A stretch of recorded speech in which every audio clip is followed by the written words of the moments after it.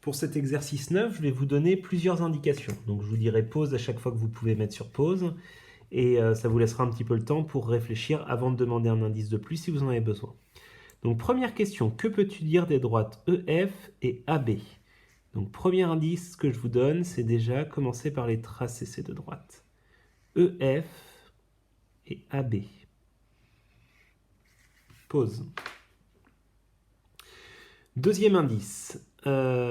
Ici, vous avez un certain nombre d'informations. C'est une bonne idée de les mettre sur le schéma. Donc, à vous de les mettre. Pause. Alors, si vous n'avez pas réussi à indiquer les angles, je vais le faire avec vous. Donc, BAE, BAE, c'est cet angle-là. Donc, ici, on sait que ça mesure 58 degrés. Et FEO, FEO, celui-là mesure aussi 58 degrés. Pause.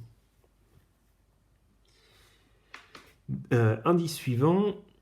Que peut-on dire des droites EF et AB? Bon, vu leur tête, elles sont sans doute parallèles. Il faut donc aller chercher dans les propriétés du cours. Quelles propriétés pourraient vous permettre de démontrer que deux droites sont parallèles? Pause. Dernière indication. Pour la question B, on sait de plus que la mesure de l'angle FBA est 45 degrés. Donc FBA, c'est celui-là, il mesure 45 degrés. Déduisant la mesure de l'angle OFE, donc l'angle OFE, je le colorie en vert, c'est cet angle-là. Je vous dis bon courage.